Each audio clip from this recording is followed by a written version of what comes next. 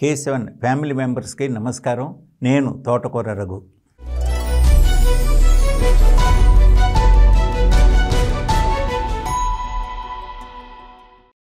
ఈ రోజున ఆంధ్రప్రదేశ్లోనే కాదు భారతదేశం అంతటా కూడాను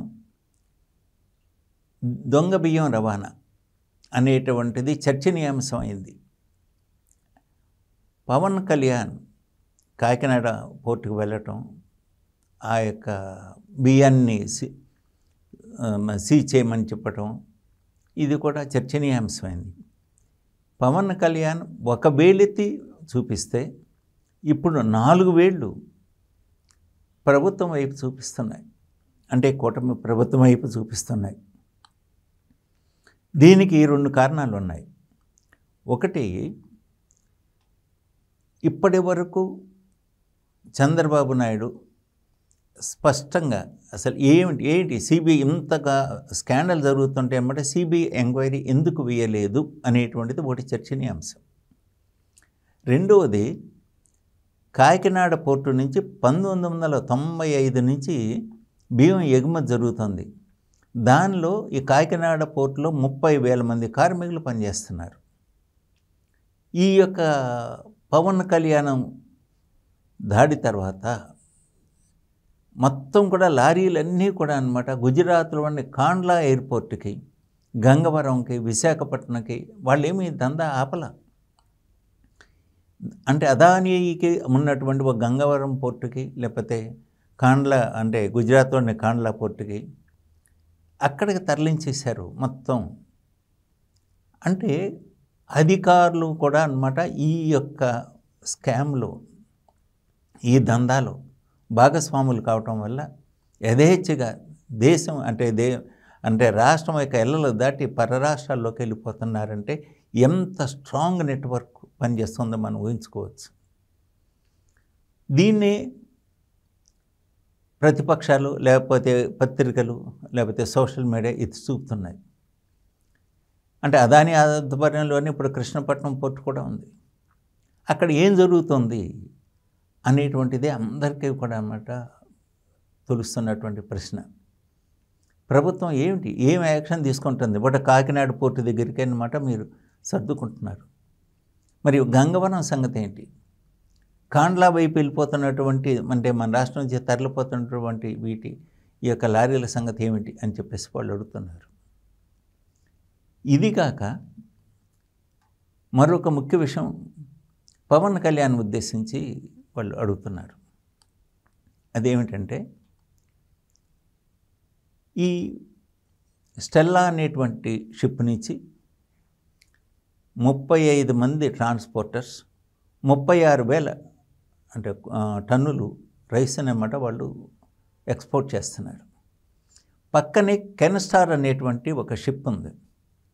దానిలో నుంచి ఈ కెన్స్టార్ షిప్లో ఒకే ఒక ఎక్స్పోర్టర్ 42,000 టన్నుల యొక్క రైస్ని ఎగుమతి చేస్తున్నాడు, అంటే నైజీరియాకి ఎక్స్పోర్ట్ చేస్తున్నాడు.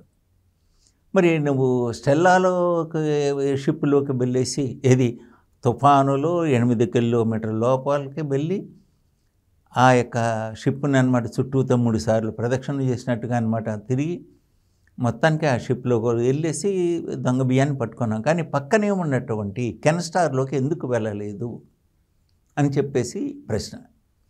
ఈ కెన్స్టార్ అనేటువంటిది ఆంధ్రప్రదేశ్ ఫైనాన్స్ మినిస్టర్ పయ్యావుల కేసు వియ్యంకుడిది. ఆయన తాలూకుదే బియ్యం ఎగుమతి అవుతుంది. అందుకని చెప్పేమన్నమాట, అంటే మీరు ఆ షిప్లోకి అన్నమాట దాడి చేయలేదా, అంటే చెల్లి ఎంక్వైరీ చేయలేదా అని చెప్పేసి పవన్ కళ్యాణ్ ఉద్దేశించి అందరూ ప్రశ్నిస్తున్నారు. దీనికి సమాధానం చెప్పాల్సిన బాధ్యత అంటే పవన్ కళ్యాణ్కి ఉంది.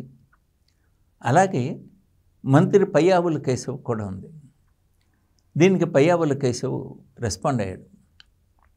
ఆయన చెప్పింది ఏమిటంటే, ఆ షిప్పులో వెళుతున్నటువంటిది నా వియ్యంకుడిదే, కానీ ఈ దొంగ బియ్యం దీంతో అన్నమాట ఆయనకి ఏమీ సంబంధం లేదు. ఆయన ఇప్పటి నుంచే కాదు, నాకు వియ్యంకుడు కానప్పటి నుంచి కూడా ఆయన ఈ వ్యాపారం ఎప్పటి నుంచో చేసుకుంటూ వస్తున్నారు.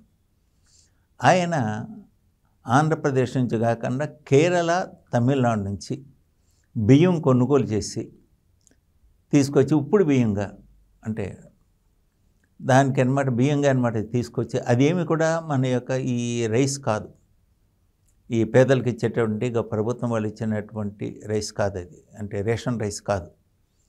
ఆయన సొంతంగా అనమాట బియ్యం తీసుకొచ్చేసి ఆడించేసి ఆ ఉప్పుడు బియ్యం అనేటువంటి దాన్ని ఎక్స్పోర్ట్ చేస్తున్నాడు. ఆయన ఎప్పటి నుంచో ఆ వ్యాపారం చేస్తున్నాడు, అది లైసెన్స్డ్ వ్యాపారం. అందులో అక్కడెక్కడ దొంగ బియ్యం రవాణా అనేటువంటి గింజ లేదు. మీరు కావాలంటే వెళ్ళి చెక్ చేసుకోండి, ఎక్కడెక్కడ ఆ బియ్యం కొన్నది, ఎక్కడెక్కడి నుంచి తీసుకొచ్చింది, ఏమిటి, ఏం చేసింది, ఆ రైస్ మిల్లింగ్ దానికి అనమాట మొత్తం వివరాలన్నీ కూడా మీకు ఇస్తాం, మాకు ఎటువంటి అభ్యంతరం లేదు అని చెప్పేసి ఆయన విస్పష్టంగా చెప్తున్నారు.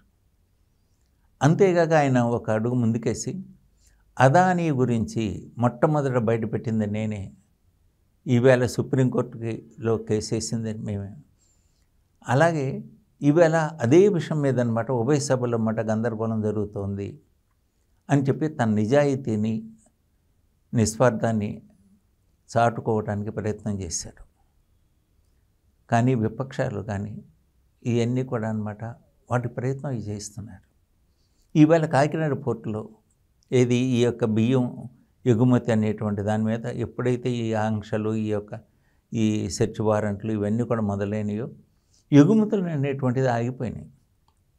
అక్కడ పని లేదు, 30,000 మంది కార్మికులు ఖాళీగా కూర్చున్నారు. ఇటువంటి దుస్థితి వచ్చింది. అంటే ఇక్కడ పవన్ కళ్యాణ్ వెళ్ళటం, అక్కడ అనమాట ఇచ్చేయటం, ఎంక్వైరీ చేయటం, అయితే దొంగ బియ్యాన్ని అన్నమాట పట్టుకోవటం తప్పని చెప్పి అంటం లేదు. ఎందుకు ఈ యొక్క వ్యవస్థ ఇంత భ్రష్టు పట్టిపోతున్న కాడ ప్రభుత్వం ఏం చేసింది ఇంతకాలం నుంచి? వీళ్ళకి ఎప్పుడో తెలుసు కదా, వీళ్ళు పరిపాలనలోకి వచ్చి 5 నెలలు కంప్లీట్ అయిపోయి 6వ నెలలు నడుస్తుంది కదా. ఇంతకాలం నుంచి అన్నమాట ప్రభుత్వోద్యోగుల సహకారం లేనిదే ఇంత యథేచ్ఛగా ఇంత భారీ స్థాయిలో జరుగుతుందా? దీన్ని ఎప్పుడు ప్రక్షాళన చేస్తారు అని చెప్పేసి వాళ్ళు ప్రశ్నిస్తున్నారు. దానికి సమాధానం చెప్పాల్సిన అవసరం చాలా ఉంది. అంటే వాళ్ళు ఏమిటంటే ప్రభుత్వ పరంగా చెప్పేది ఏమిటంటే అంచెలంచెలుగా సంస్కరణ తీసుకొస్తున్నాం, దానిలో ఉన్నటువంటి ఇప్పుడు ఎందుకంటే మొత్తం అంతా కూడా భ్రష్టు పట్టిపోయింది పాలనా యంత్రాంగం అంతా కూడా మాట, అంటే పాలకులే ఇదే భిక్షకులే, ఇదేంటి దురాగతాలు చేస్తున్నారు, భక్షకులు అయిపోయారు. వాళ్ళు రక్షించాల్సిన వాళ్ళే భక్షకులే అయినప్పుడు వాళ్ళని మొత్తం కూడా అన్నమాట సంస్కరణ తీసుకొచ్చి మొత్తం శుభ్రంగా అనమాట చేయడానికి కొంత టైం పడుతుంది అని చెప్పేసి వాళ్ళు చెప్తున్నారు. సరే, ఏదేమైనా ఒక అదానీ చేతిలో ఎన్ని పోర్ట్లు ఉన్నాయి, ఎంతగా భారతదేశం యొక్క ఆర్థిక వ్యవస్థని ఆయన ఎంతగానమాట ప్రభావితం చేయగలుగుతున్నాడు అనేటువంటిది మాత్రం మనం అర్థం చేసుకోవచ్చు. ఇదే సమయంలో ఒక విషయం మనం విజ్ఞప్తి చేసుకోవాలి. అంత్యోదయ అనేది మోడీ యొక్క ఆలోచన. అంటే ఈ సమాజంలో పేదల్లో నిరుపేదలకు అనేటువంటి వాళ్ళకి నిత్యావసరాలకు కానీ, అంటే నివాసానికి కానీ, తాగే నీటికి కానీ, గ్యాస్ బండకు కానీ దీనికి కూడా మాట కొరత ఉండకూడదు అన్నాడు. దాదాపుగా 3,000 కోట్ల కుటుంబాలకు అనమాట ఆయన ఉచితంగా అనమాట నిత్యావసర వస్తువులు ఇవన్నీ కూడా సరఫరా చేస్తున్నాడు. అందులో భాగమే ఈ యొక్క రేషన్ బియ్యం. ఈ రేషన్ బియ్యం అని చెప్పేసి ఈ యొక్క రాష్ట్ర ప్రభుత్వాలు పంపిణీ చేస్తున్నటువంటి ప్రతి సంక్షేమ పథకంలోనూ ఆ మోడీ యొక్క సంకల్పం కనిపిస్తుంది. ఆయన కేంద్ర ప్రభుత్వం మంజూరు చేసే నిధులు కనిపిస్తాయి. ఆ కేంద్ర ప్రభుత్వం దానికి అదనంగా వీళ్ళు కొంత చేర్చి వీళ్ళు పంపిణీ చేస్తుంటారు. అవి దారుమలుతున్నాయి. అంటే అసలు అంత్యోదయ పథకానికే తూట్లు పొడుస్తున్నారు వీళ్ళు. నిన్న మొన్నటి వరకు, అంటే ఎన్నికల ముందు వరకు బీజేపీ నాయకురాలు పురంధేశ్వరి ఈ యొక్క కేంద్ర పథకాలు సక్రమంగా సాగుతున్నది లేనిది అని చెప్పేసి ప్రతి చోట వెళ్ళి పరీక్షించేవారు, శల్య పరీక్ష చేసేవాళ్ళు, ఎత్తి చూపేవాళ్ళు, నిలదీసేవాళ్ళు. ఆ ప్రక్రియ మళ్ళీ కొనసాగాలి. ఇటువంటి అరాజకాలు దురాగతాలు జరగకుండా చూడాలి. ఈ ప్రతిపక్షాలు కానీ లేకపోతే మీడియా కానీ ఎత్తినటువంటి ప్రశ్నలకి రాష్ట్ర ప్రభుత్వం ఏ విధంగా స్పందిస్తుందో వేచి చూద్దాం. సెలవు.